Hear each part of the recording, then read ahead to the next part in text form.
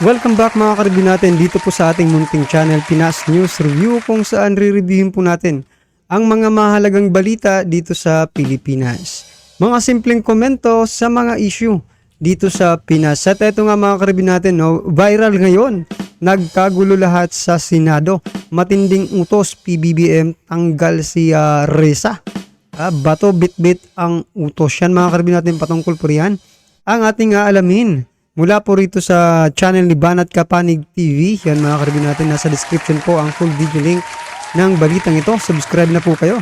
Banat Kapanig TV yan mga karibin natin. No? At kung bago ka pa lang at di pa po nakapag-subscribe sa ating munting channel, please don't forget to subscribe. At i-click na rin po ang bell notification para updated ka po sa lahat ng ina-uploads nating reaction video. At eto na nga mga karibin, no?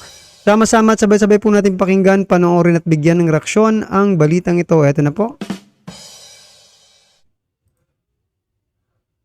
O ba ay naniniwala din na sampal sa mga mambabatas ang muling pagkonsidera na umanib sa ICC dahil ang Kongreso kilala sa inyo dyan sa Senado at dito sa Kamara na nagsasagawa rin ng kaliwat kanan ng mga investigasyon, samot-saring mga investigasyon, mapakontrobersyal, malaki, maliit, in aid of legislation. Kayo po talagang isa rin sa mga nanguna sa investigasyon doon sa toniladang illegal na droga, yung patayan na involve yung mga politiko. Hindi, kumbaga dito sa pagkukonsidera sa ICC, ikaw mismo ay maamin ka ba na parang sagpa sa inyo or sampal sa inyo pag ikukonsidera itong resolusyon na ito, Senador? Ang tawagan na sa Bisaya, Admar, ang Supreme Court ay parang kung right-handed ang Supreme Court, no? Hindi siya sinampal ng kanang kamay, kundi sinampal ng kaliwang kamay. Which is a very insulting on the part of the Supreme Court.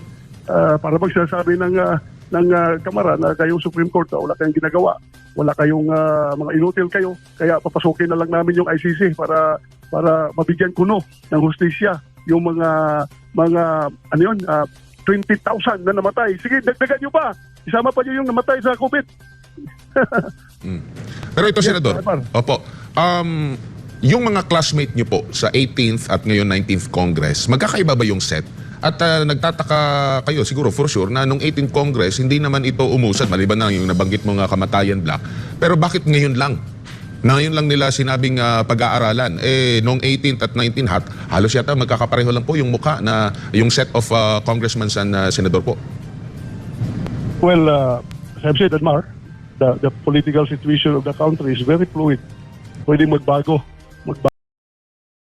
yan, depende no, sa takbo ng politika. Pero do not expect it from us, no?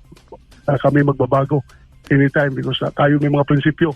Yung prinsipyo tayong pinaglalaban dito, hindi tayo mga paling-paling na politiko na kung baka lamang, kung saan ang agos ng tubig ay sasabay na lang, hindi natatayo sa kanyang pinaniniwalaang pinanindigang prinsipyo.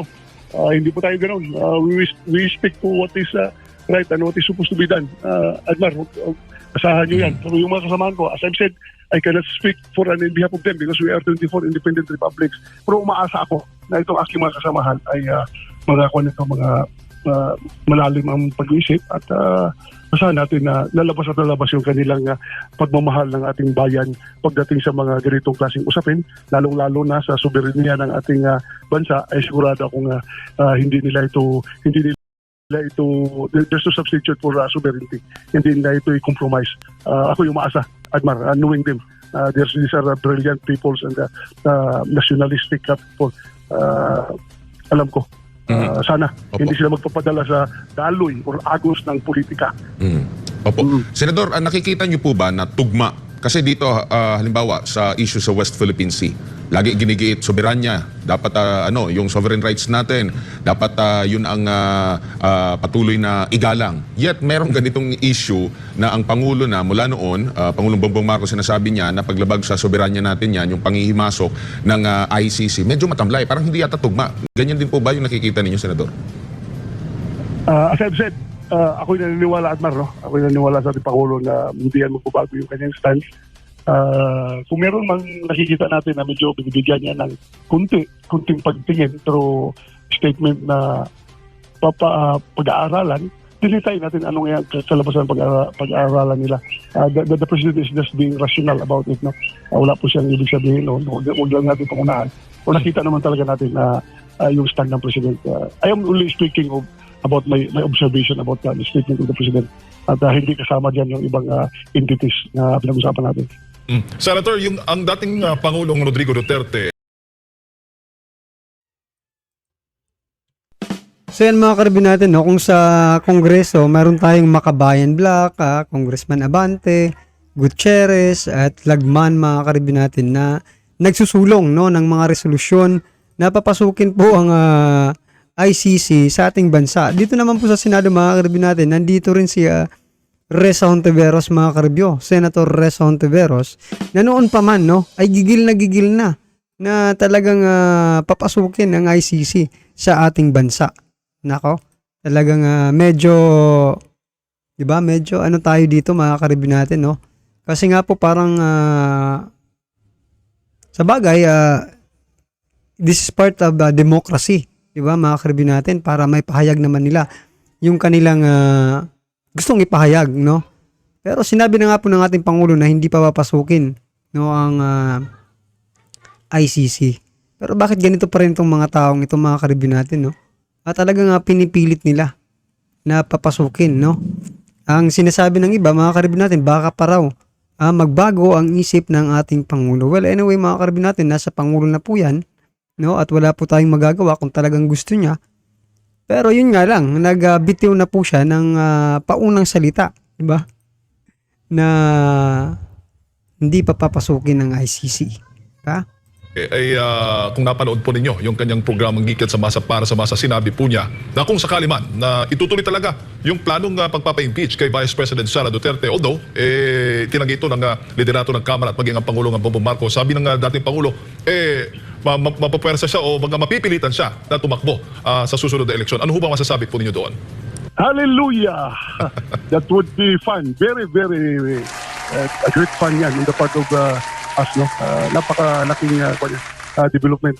Mas maganda yan. I am very supportive of that idea. At in fact, hikayatin ko talaga Pangulo na tumakbo kasi yung ganitong panahon na tayo'y kinakawawa na. You have to be, you have to rise up and tingnan natin kung ano tingnan lang natin. Kailangan ready tayo. Hindi po pwedeng hahayaan na lang natin na tayo'y mawalaghiyain ng mga kung sino-sino mga tao dyan. At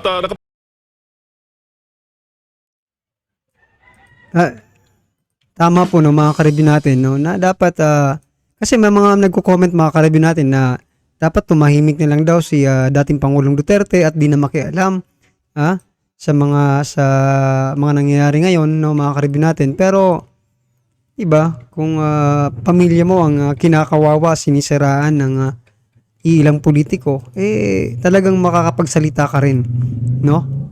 At sinasabi nila na hindi na raw mananalo si dating Pangulong Duterte, mga karibin natin, kung tatakbo raw di umano ito. Pero marami rin ang nagsasabi, mga karibin natin, na sige, tingnan natin kung baka mag-number 1 pang araw po si dating Pangulong Duterte kung tatakbong senador, mga karibin natin. So, ano po ang nyo dyan? Ano po ang masasabi nyo dyan about sa isyong pagtakbo ni dating Pangulong Duterte, mga karibin natin, kapag usap na ho ba kayo ni dating Pangulong Duterte, Senator, hinggil nga dito sa plano ng pagbabalik sa ICC? Hindi pa, Admar, dahil busy kami dito sa IPPF, no? Nakakatapos pala. Very taxing yung papel namin dito. Being the host, hindi pa ako nakauwi at hindi pa kami nakapag-usap. Senator, si Jade po ito. Tungkol naman po dito sa amnestia, sa pagbibigay nga ng amnestia doon sa mga rebelde, ano naman ho ang yung masasabi? Well, if they are, sinong rebelde yan? Yung NPA? Halo po, sir. Halo po. Yung CPP, Halo. NPA, MNLF, mga dating Moro Rebel at yung sa Alex Bongkayo Brigade. Pero yung mga heinous crime, may mga nakasaad naman doon, hindi saklaw ng naturang amnestia. Ganito rin yata, kung di ako nagkakamali, yung amnestia na ibinigay din ni Pangulong Duterte during his administration po.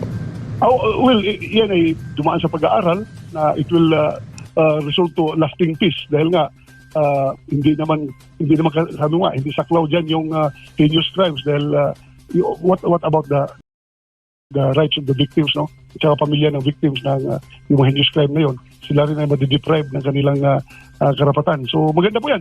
Kung yan ay mag-succeed, ay maganda po yan patungo sa ating tuloy-tuloy na katahimikan. Kaya yung paggawa ng batas, resolution at kung ano-ano, trabaho nila yun. So kung ikaw ay tinamaan ng kanyang mga resolution at tinamaan ka doon sa kanilang mga ginagawa, wala kang magagawa doon. Kasi numbers game sa Kongreso. Kung ano ang kanilang desisyon at majority decision, yun po yung kanilang pananindigan. So na politika, naging personal, kung ano-ano, ayan po yung lumala ng lumala. Nagkapiko na, pinalaki ng mga followers sa social media, ang mga sinasabi ng mga Duterte. Kaya hindi naman matanggap ng Kongreso dahil sila ngayong institusyon ang kailang pinapangalagaan. At continuous hanggang ngayon ang mga batikos. So hindi ho lumalamig. Ang tanong nga lang po dito mga karibin natin, ano po ba yung ginawa ng mga Duterte, mga karibin natin, na ikinasira ng Kongreso, no, ng Kamara, mga karibin natin? Ang hinahanap lang naman ni dating Pangulong Duterte, mga karibin natin, yung di ba open the book, di ba? Sabi niya, yung mga resibo or yung mga ginastos ninyo ng extraordinary fund, kailangan may may ebidensya, no? So open the book lang naman po yung sinasabi ng ating Pangulo diyan sa Kongreso.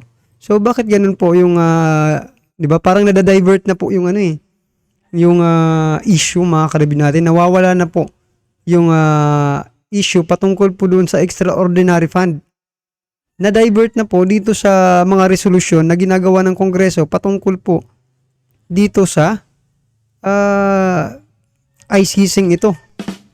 At bukod dyan, mga karibin natin, na may balitang lumabas naman kanina na patungkol naman dito sa SMNI, mga karibin natin, no? Parang diverted na talaga yung mga issue. Hindi na sinasakin siguro ng mga tao itong ICC. Dito naman tayo sa SMNI, no? Itong tatanggalan daw ng franchise, no? Or karapatan, no? Ang SMNI, mga karibyo natin, tatanggalan na ng prangkisa ng Kongreso. Naghahain na naman sila ng resolution about dyan. So mga karibyo natin, talagang halatang halata po, no? Na parang iniiwas nila doon sa issue na pinakawalan ni dating Pangulong Duterte, na buksan nyo yung mga libro, no? Para malaman kung saan napunta yung extraordinary fund, no? Travel expenses at saka unaudited expenses. Yan, mga karibin natin. Nawala na po yung issue ganun eh. Or nandyan pa rin yung issue pero parang nagkakaisa. Yun yung nakikita ko eh, no? Nagkakaisa po ang House of Representative, mga karibin natin, na ma-divert, no, sa ibang issue, no, mga karibin natin, para hindi mabuksan, hindi sila hanapan ng taong bayan. Ganun ba, mga karibin natin? Kayo po ba, anong nakikita nyo, mga karibin? Kasi ako, yun po yung opinion ko eh. Opinion lang naman ito, mga karibin natin, at wala namang masama. So, magbigay nga po kayo ng inyong mga reaction about dyan, mga karibin natin. Kasi palagi ko talaga na nadadivert na yung yung issue about sa sa extraordinary fund na yan, no? Na di ba? Yun lang naman ang hinahanap ng taong bayan at ni Pangulong dating Pangulong Duterte, mga karibin natin. Mahirap ba yun? Di ba? Mahirap bang mahirap bang buksan ang librong yan, mga karibin natin, at ipakita sa taong bayan? Kung saan ba talaga? Hindi naman yan confidential eh. Di ba? Hindi naman yan confidential fund para hindi buksan, di ba? Yung kay BP Sara nga, confidential fund pero binuksan. Nakakatawa lang, mga karibin natin, kasi di ba? Extraordinary fund pero hindi naman confidential. Bakit hindi nila ipakita? At ngayon, napakarami na po ng lumalabas na issue, mga karibin natin, na parang nawala na yung usapin patungkol dyan sa extraordinary fund. Nako, yan nga po yung sinasabi ko kanina, mga karibin natin, na parang nagkakaisa itong mga congressman, mga ka-review natin. Sa bagay, sila rin yung nakikinabang dyan, mga ka-review. Wala tayong magagawa kung ganyan talaga.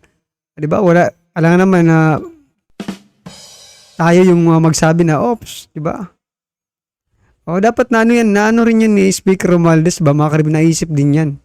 Baka nadadivert lang yung yung issue patungkol dyan sa extraordinary fund, mga ka-review natin, no? Nako. Yan mga ka-review natin, ano po ang inyong reaksyon sa naging balitang ito? Comment na po sa baba para atis alam po ng ating mga kababayan kung ano po ang inyong nararamdaman patungkol po dito, no? Nako, sa Risa Ontiveros na may mga ano talaga, may mga di ba, may mga nagsusulong talaga patungkol dyan sa ICC dito po sa lower house, sa House of Representative. Napakarami pong congressman, mga ka-review natin ang naghahain ng resolusyon. Dito naman po sa Senado, mga ka-review natin, isa na po itong si Senator Risa Ontiveros na noon pa man, di ba? Gigil na po ito sa mga Duterte, mga ka-review natin. Well, anyway, mga ka-review natin, karapatan niya naman yan. Yan mga ka-review natin, kung bago ka pa lang at di pa po nakapag-subscribe sa ating munting channel, please don't forget to subscribe. At i-click na rin po ang bell notification para updated ka po sa lahat ng ina-uploads nating reaction video. Yan mga ka-review, no? At wag din pong kalimutan mag-subscribe kay Banat Kapanig TV. Nasa description po ang full video link ng balitang ito. Subscribe na po kayo. Maraming salamat po, Banat Kapanig TV.